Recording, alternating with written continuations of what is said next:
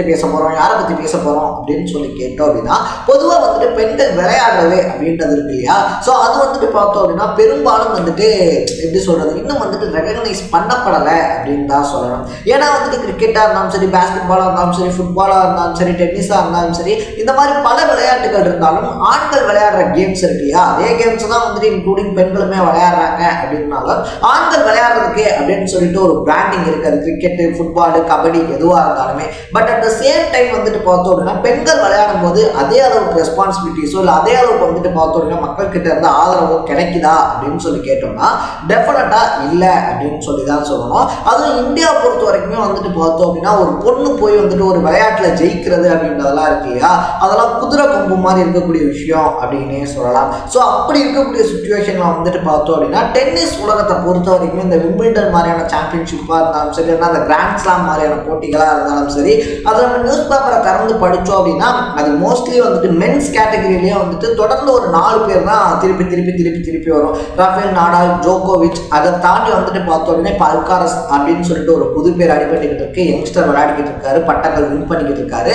So அந்த மாதிரி இருக்கும்போது வந்துட்டு பார்த்தோம் அப்படின்னா பெண்கள் பிரிவில் அதிகமாக ஒரே பேர் தான் கிட்டத்தட்ட 20 வருஷத்துக்கு மேலே மகளிர் டென்னிஸ் உலகம் அப்படின்றத ஆட்சி பண்ணிக்கிட்டு இருக்கு. The one and only Serena Williams அப்படின்னே சொல்லலாம். ஸோ அந்த மாதிரி இருக்கக்கூடிய உலகத்தில் வந்துட்டு பார்த்தோம் அப்படின்னா இந்தியாவில இருந்து போயிட்டு பேர் சொல்லக்கூடிய ஒரே ஒரு வீராங்கனையாக மாறினது சானியா மிர்சா மட்டும்தான் அப்படின்னே சொல்லலாம்.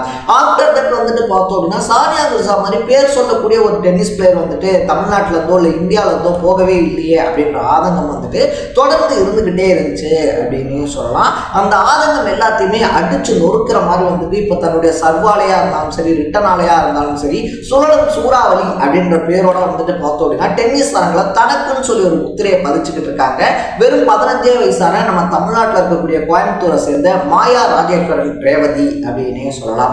ஸோ அவங்க வந்துட்டு இதுக்கு முன்னாடி பார்த்தோம் அப்படின்னா பல மேட்சஸ் அப்படின்றது விளையாடி இருந்தாலும் மும்பையில் வந்துட்டு எல்என்டி மும்பை ஓப்பன் அப்படின்னு நடந்த அந்த ஓப்பன் மேட்ச்ல வந்துட்டு அவங்க விளையாட விதம் அப்படின்றது இருக்கு இல்லையா, எல்லாத்தையுமே திரும்பி பார்க்க வச்சிருக்கு அப்படின்னே சொல்லலாம். அது மட்டும் இல்லாமல் வந்துட்டு பார்த்தோம் அப்படின்னா சானியா மிர்சாக்கு அப்புறமா இந்தியாவுடைய எதிர்காலமா, இந்திய டென்னிஸினுடைய முகமா கண்டிப்பா வந்துட்டு மாயா ராஜேஸ்வரன் ரேவதி இருப்பாங்க அப்படின்னு சொல்லி டெஃபினட்டா சொல்லக்கூடிய அளவுக்கு தன்னுடைய பர்ஃபார்மன்ஸ் மூலமா எல்லாத்தையுமே வாயை பழக்க வச்சுக்கிட்டு இருக்காங்க, வியக்க வச்சுக்கிட்டு இருக்காங்க அப்படின்னு தான் சொல்லணும். இது மட்டும் இல்லாம பார்த்தோம் அப்படின்னா ஸ்பெயின் இருக்கு இல்லையா, ஸ்பெயின்ல வந்துட்டு ரஃபேல் நடாலுடைய அந்த பயிற்சி மையத்தில் வந்துட்டு பிராக்டிஸ் செஷன் அப்படின்றதும் எடுத்துக்கிட்டு இருக்காங்க. இதுக்கப்புறமா வரக்கூடிய விம்பிள்டன் மேட்சஸ் இருக்கு இல்லையா, விம்பிள்டன் மேட்சஸ்ல அவங்க பங்கெடுத்துக்கிறதுக்கான வாய்ப்புகள் அதிகமாக இருக்கு அப்படின்னு சொல்லப்படுது. ஸோ யார் இந்த மாயா ராஜேஸ்வரன் ரேவதி, அவங்க கடந்து வந்த பாதை என்ன, அவங்க இப்போ என்ன மாதிரி கேம் பிளே அப்படின்றத பண்ணிக்கிட்டு இருக்காங்க அப்படின்னு சொல்லி பல விஷயங்களை தான் நம்ம இன்னைக்கு இந்த வீடியோவில் பேச போகிறோம். அதுக்கு முன்னாடி நம்ம சேனலுக்கு நீங்கள் புதுசாக வந்திருந்தீங்க அப்படின்னா இதே மாதிரி அப்பப்போ அப்டேட்டாக போயிட்டு இருக்கக்கூடிய விஷயங்கள், அது கரண்ட் அஃபேர்ஸாக இருந்தாலும் சரி, பாலிடிக்ஸாக இருந்தாலும் சரி, ஸ்போர்ட்ஸாக இருந்தாலும் சரி, அப்பப்போ அப்டேட்டாக போயிட்டு இருக்கக்கூடிய விஷயங்கள் இருக்கு இல்லையா, அதை நீங்கள் தொடர்ந்து தெரிஞ்சுக்கணும் அப்படின்னு ஆசைப்பட்டீங்கன்னா மறக்காம சேனலை ஃபாலோ சப்ஸ்கிரைப் பண்ணிக்கோங்க. ஸோ ஃபர்ஸ்ட் ஆஃப் ஆல் வந்துட்டு பார்த்தோம் அப்படின்னா மாயா இருக்காங்க இல்லையா, மாயாவுக்கு வந்துட்டு அவங்க வந்துட்டு கேம் விளையாடணும் அப்படின்ற ஆசையை விட அவங்க அப்பாவுக்கு வந்துட்டு பொண்ணு ஏதாவது ஒரு கேம்ல பெரிய ஆளாக கொண்டு வந்துடணும் அப்படின்ற ஆசை இருந்திருக்கு. அதனால ஸ்கூல் டேஸ்ல இருந்தே பார்த்தோம் அப்படின்னா மாயா ஸ்கூல் முடிஞ்சு வந்ததுக்கு அப்புறமா அவங்க அப்பா நீ ஏதாவது ஒரு கேம் விளையாடு அப்படின்னு சொல்லி சொல்லும்போது மாயா அவங்க கூட இருக்கக்கூடியவங்கலாம் டென்னிஸ் விளையாடுறத பார்த்து அவங்களும் டென்னிஸ் விளையாட ஆரம்பிக்கிறாங்க. ஆஃப்டர் 1 இயருக்கு அப்புறமா வந்துட்டு பார்த்தோம் அப்படின்னா டென்னிஸ் மாயாவுக்கு ரொம்பவே பிடிச்சிருது. ஸோ இதே நம்ம ப்ரொஃபஷனலா எடுத்தா என்ன அப்படின்னு சொல்லிட்டு பார்த்தோம் அப்படின்னா கேஜி ரமேஷ் அப்படின்னு சொல்லக்கூடியவங்கள்ட்ட தான் முதல்ல ட்ரைனிங்க்கு போறாங்க. யார் இந்த ரமேஷ் அப்படின்னு சொல்லி பார்த்தோம்னா நேஷனல் லெவல்ல நம்பர் 1 ரேங்கிங்ல ஒரு காலகட்டத்தில் இருந்த பிளேயர் அப்படின்னே சொல்லலாம். ஸோ அவர்கிட்ட தான் வந்துட்டு முறையான டென்னிஸ் அப்படின்றத ஃபர்ஸ்ட் ஒரு கோச்சா கற்றுக்க ஆரம்பிக்கிறாங்க. அதுக்கப்புறமா பார்த்தோம் அப்படின்னா ப்ரோசர் டென்னிஸ் அகாடமி அப்படின்றதுல மனோஜ்குமார் அப்படின்ற கோச் கிட்ட பார்த்தோம் அப்படின்னா கிட்டத்தட்ட 5 வருஷம் ப்ராக்டிஸ் எடுத்துக்கிறாங்க.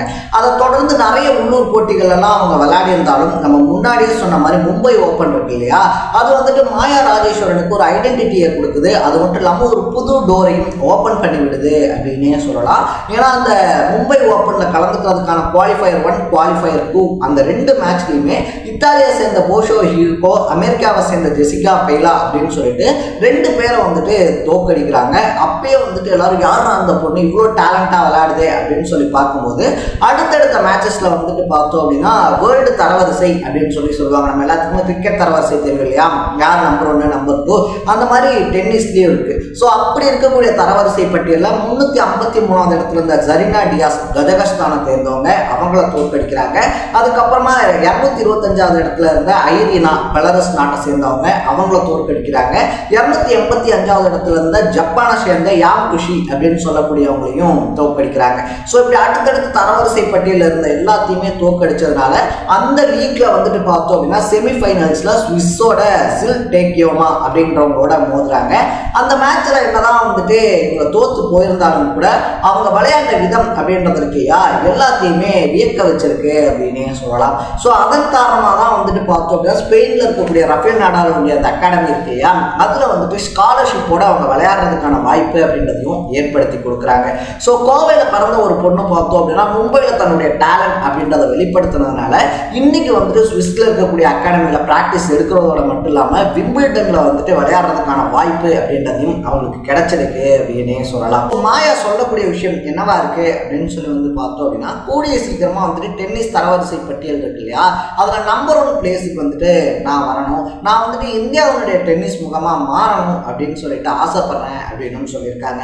அவங்க ஆசைப்பட்டு படாம அதுக்கேற்ற மாதிரி தினம் தினம் உழைக்கிறதுனால அவங்களுடைய சர்வா இருந்தாலும் சரி, ரிட்டனா இருந்தாலும் சரி, இல்ல அவங்க விளையாடக்கூடிய ஷாட்ஸா இருந்தாலும் சரி, எல்லாருமே இவங்க கண்டிப்பா ஃபியூச்சர்ல பெரிய ஒரு ஆளா வருவாங்க அப்படின்னு சொல்லக்கூடிய அளவுக்கு பாராட்டுகளை வாங்கியிருக்கு அப்படின்னே சொல்லலாம். ஸோ விம்பிள்டன் போட்டிகளில் விளையாட போற மாயா ராஜேஸ்வரன் ரேவதி இருக்காங்க இல்லையா அவங்களுக்கு நம்ம சேனல் சார்பா ஒரு பெரிய வாழ்த்து அப்படின்றத தெரிவிச்சிருவோம். நீங்களும் உங்க சார்பா வாழ்த்துக்கள் அப்படின்றத தெரிவிச்சுட்டு அவங்க வின் பண்ணணும் அப்படின்னு சொல்லி ப்ரே பண்ணிக்கங்க.